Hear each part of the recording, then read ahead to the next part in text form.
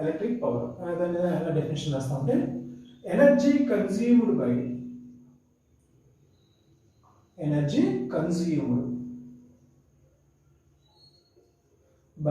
ఏ device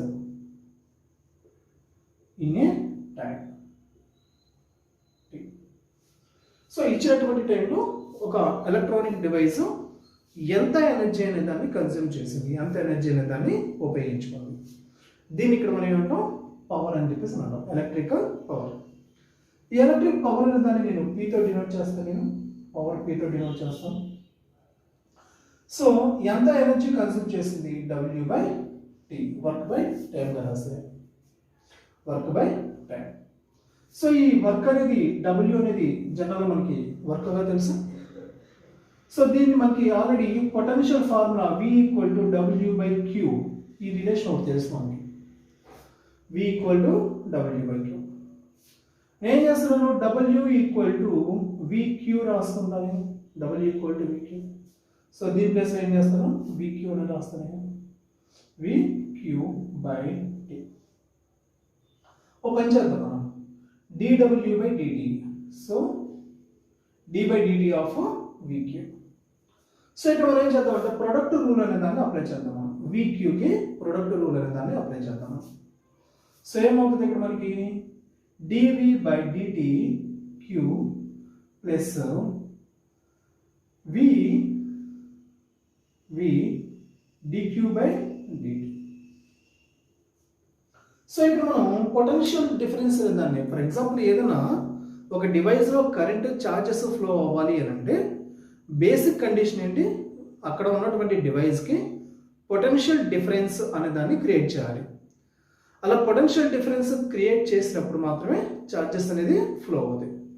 so ఇక్కడ potential difference అనేది constant, potential difference అనేది కాన్స్టెంట్, పొటెన్షియల్ డిఫరెన్స్ కాన్స్టెంట్ కాబట్టి కాన్స్టెంట్ని డిఫరెన్సియేషన్ చేస్తే వాల్యూ ఎంత, 0. ఇంకా అప్పుడు ఏం మిగులుతుంది మనకి, V dQ బై dt అనేది మిగులుతుంది మనకి, V dQ బై dt. ఈ టర్మ్ ఏమవుతుంది 0, ఎందుకని పొటెన్షియల్ కాన్స్టెంట్ కాబట్టి కాన్స్టెంట్ని డిఫరెన్సియేషన్ చేస్తే వాల్యూ 0 ఇంటూ ఎనీథింగ్ 0. సో ఈ టర్మ్ మొత్తం కూడా 0. సో ఏం మిగులుతున్నాం మనకి, V dQ by dt. So dQ by dt అంటే ఏంటి, రేట్ ఆఫ్ ఛార్జ్ ఫ్లో, దీన్ని మనం ఏమవచ్చు, మనం కరెంట్గా చెప్తాం, మనం రేట్ ఆఫ్ ఛార్జ్ ఫ్లోని dQ బై dtని మనం ఏమంటాం, కరెంట్ అయింది అని చెప్పేసానంట మనం. So dQ by dt plus నేను కరెంట్ అనే దాన్ని రాశాను. సో ఈ మొత్తం దేనికి ఈక్వల్, పవర్కి ఈక్వల్, ఈ మొత్తం దేనికి ఈక్వల్, పవర్కి.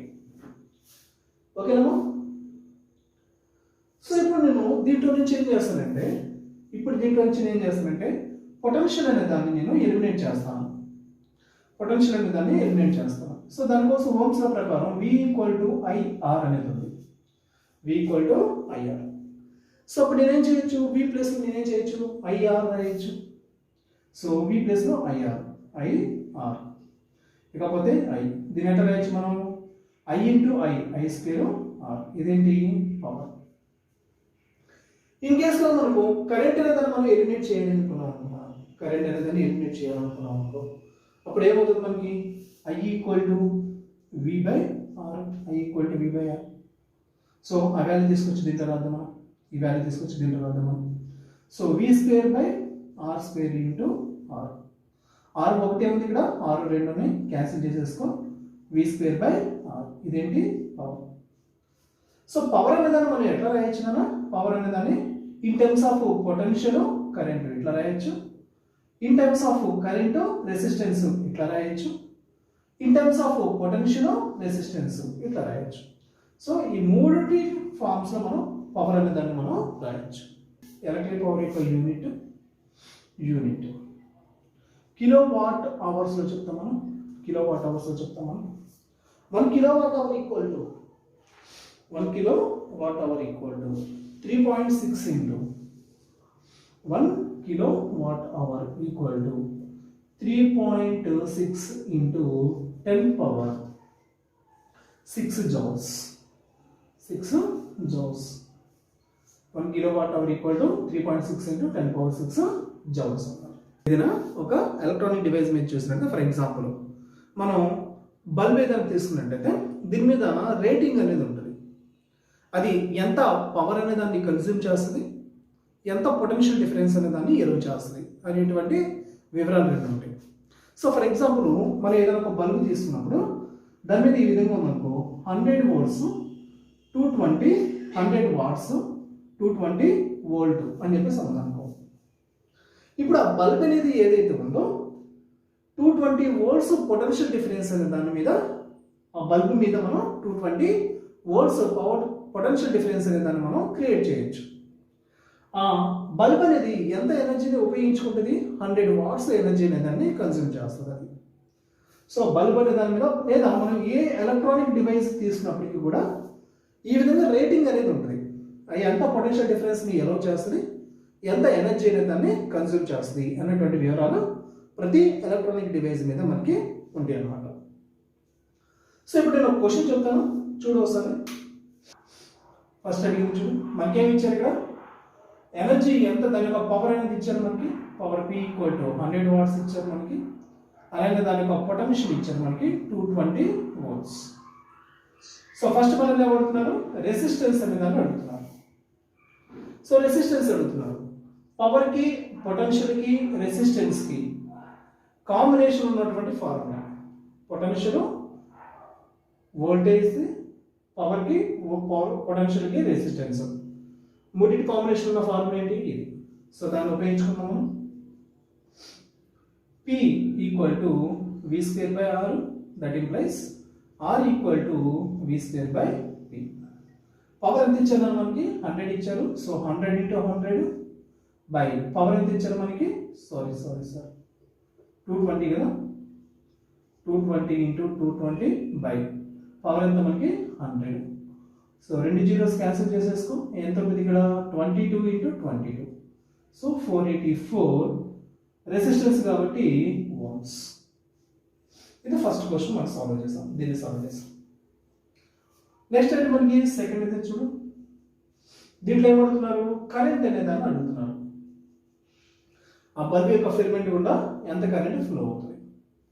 సో ఇక్కడ చూడు, power, voltage, current, power, voltage, current, ఈ మూడింటి కాంబినేషన్ ఆఫ్ ఫార్ములా ఏంటి, పవర్, వోల్టేజ్, కరెంట్. సో దాన్ని ఉపయోగించుకుంటా నేను. So P = V/I, that implies current I = మనం రాయొచ్చు V/P రాయొచ్చు, V/P. సో వోల్టేజ్ ఎంత ఇచ్చారు మనకి, 220 volts ఇచ్చారు. పవర్ ఎంత ఇచ్చారు మనకి, 100 ఇచ్చారు.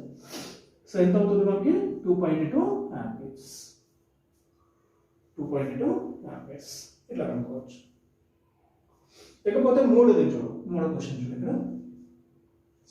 ఇక్కడ ఏమడుగుతున్నారు, if a bulb is operates on 110 volts, 110 volts power ఇచ్చారు ఇక్కడ. అట్లనే ఇక్కడ పొటెన్షియల్ ఇచ్చారు, 110 volts పొటెన్షియల్ ఇచ్చారు. Power supply then find out power consumed by the bulb. So ఆ బల్బ్ అనేది ఎంత పవర్ అనేది దాన్ని కన్స్యూమ్ చేస్తుంది. సో ఇక్కడ మనకి పవర్ అనేది అడుగుతున్నారు, పొటెన్షియల్ ఇచ్చారు మనకి, పొటెన్షియల్ ఇచ్చారు. పొటెన్షియల్ ఎంత అన్నారు, 110 volt. ఆల్రెడీ ఇందాక మనం ఏం చేసాం, ఆ బల్బ్ యొక్క రెసిస్టెన్స్ కనుక్కున్నాం ఫస్ట్ క్వశ్చన్లో.